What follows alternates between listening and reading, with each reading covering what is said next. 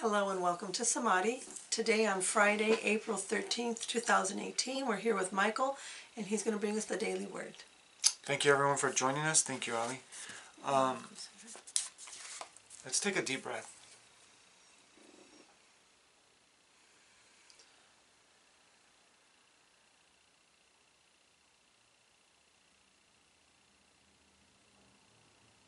Let's take a couple refreshing breaths.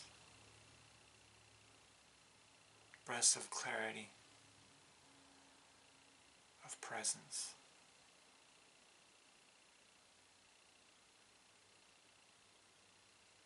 Deep breath in.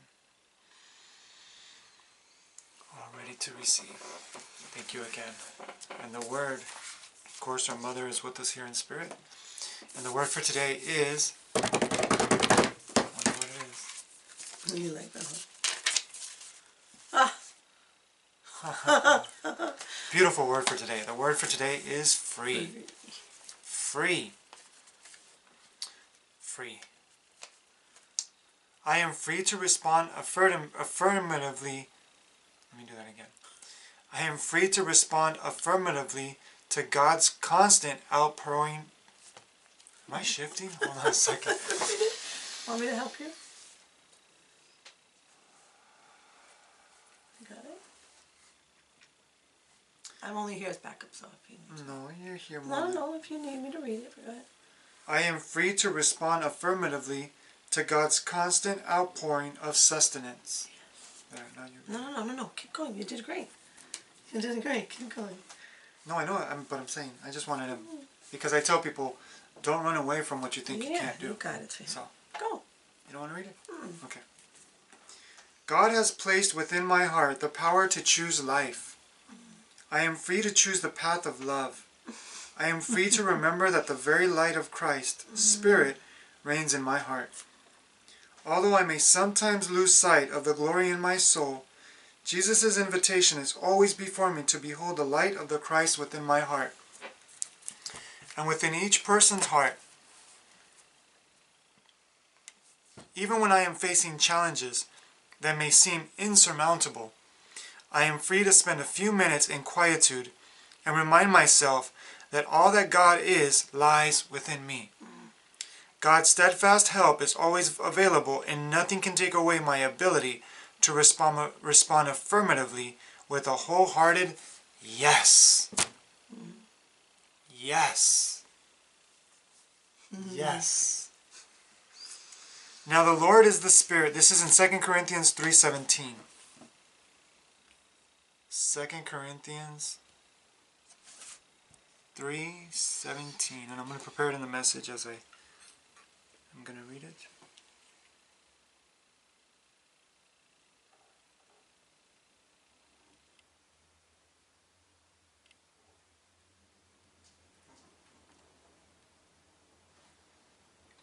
Second Corinthians 3:17.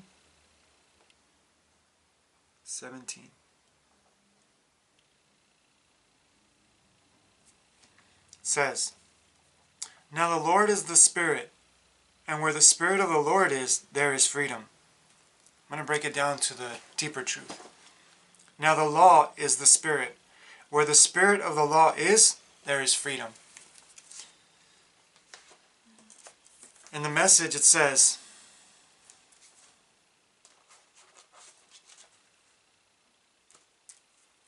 you realize, don't you, that you are the temple of God? This is 16 through 17. You realize, don't you, that you are the temple of God, and God is present in you. No one will get by with vandalizing God's temple. You can be sure of that.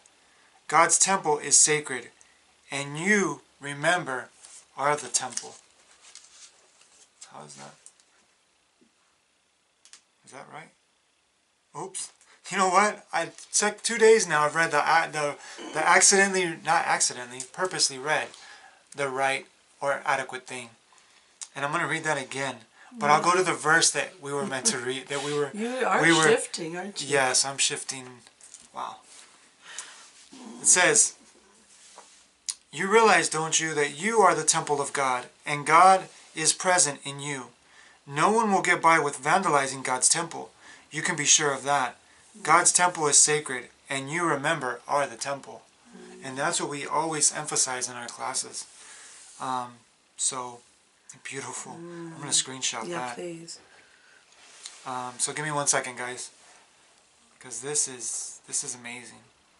I love how just Spirit, even when we think we're on the wrong path, it's really the right path. When we let go of judgment and we just embrace it, it unfolds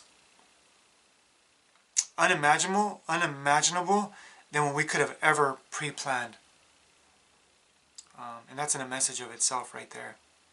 And when we let go of trying to control, then we align with the divine plan instead of our limited plans of what we think is right and what we think is, the correct way or thing to do. Because even in the incorrectness Sorry, of what... I don't understand. Even in the incorrectness of life, and I didn't even touch anything, even in the incorrectness of life, that what we feel and see and believe is incorrect, it's really correct. Because I'll just say in brief, in retrospect, that even the worst things that I've been through really weren't worst things. They were things that were aligning and preparing me for something that I couldn't ever imagine. Because if people would have told me back, when I was younger, that I'd be doing this, I would have laughed at them. So just take that in food for presence, not food for thought, but food for your presence. Just reflect on that. Because I'm not trying to feed. My intention is not to feed thought. My intention is not to feed the ego with more thought. My intention is to feed and fuel and remind your soul to realize it's already full of presence. And I'm just giving little reminders to hone in and direct you to that presence. We do that. So, this is 2 Corinthians. Okay, the other one was 1 Corinthians 3, 16 through 17. Now we're reading out of 2 Corinthians 3, 16 through 18, I believe. Yeah, 16 through 18. And it says, let me read again the verse in the scripture, in the word, daily word, and then I'll read in the message. So it says, now the Lord, or law, is the Spirit. And where the Spirit of the Lord, or law, is, there is freedom. Remember we talked about yesterday, and this is no coincidence, because... I have a little emergency call. Go ahead. Be right back, guys. And just remember that what we talked about yesterday, not a coincidence, that we talked about law. I believe it was yesterday, the day before yesterday, we talked about law. And we talked about that when you align with law, you're aligning with God's emissaries, or Spirit's emissaries, because that's why law exists. Ambassadors for God's presence. And just do your best more to align with law, supreme law. I'm not talking about lower law of judgment, of perspectives and ideas and methodologies and systems. I'm not talking about that. I'm talking about a supreme, more supreme, higher laws, greater laws that override and supersede the lower laws.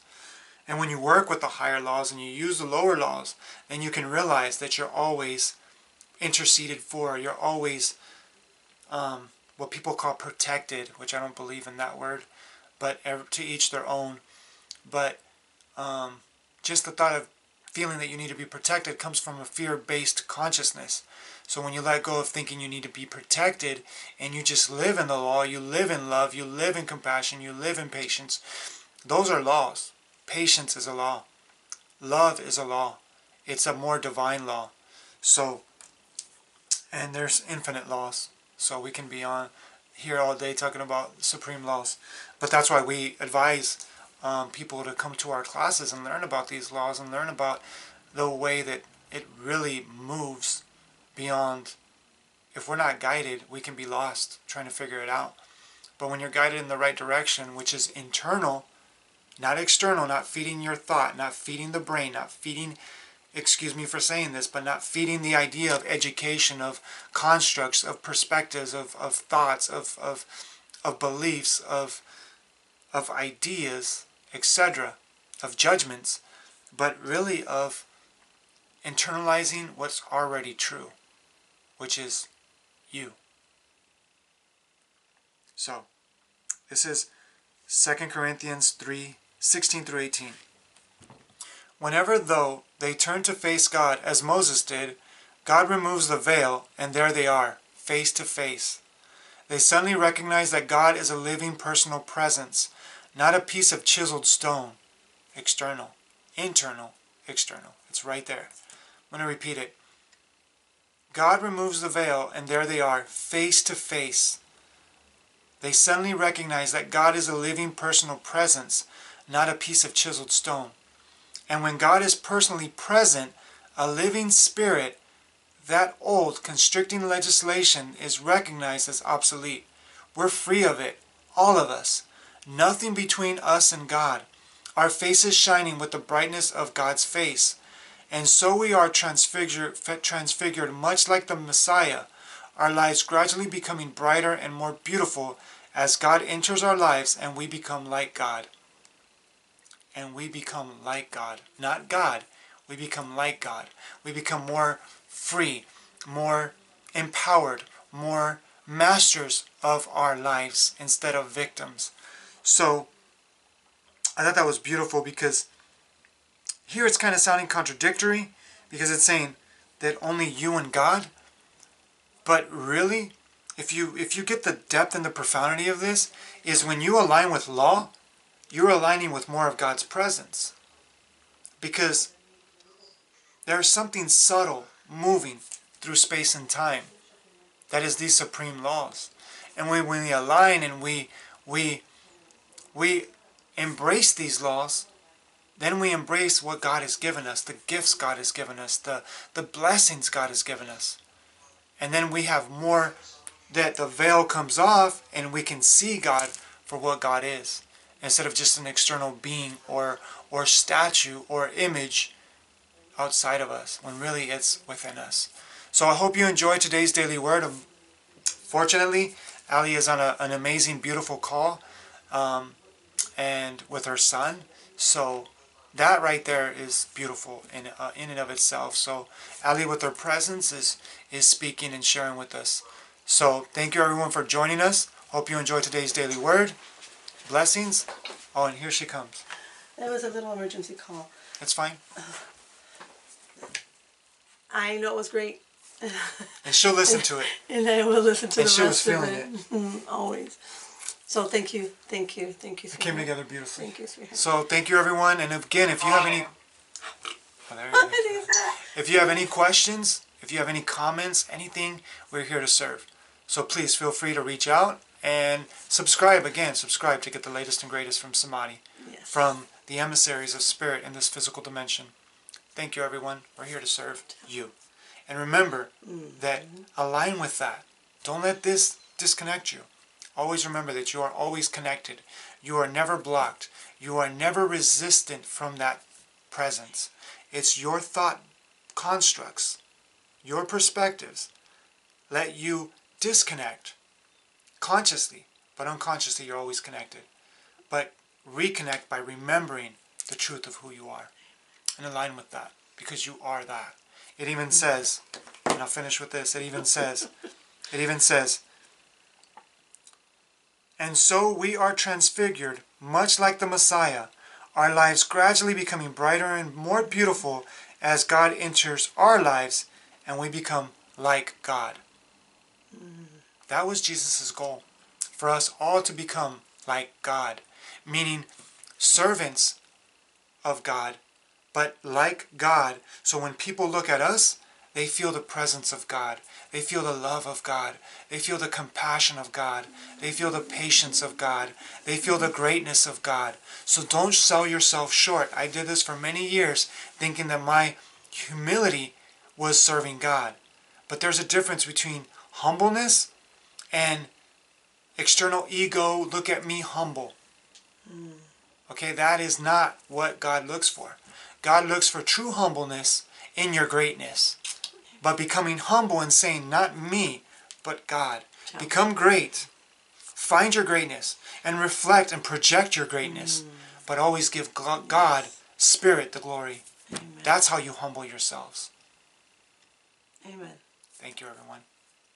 Hope you Thank enjoyed you. it. Namaste.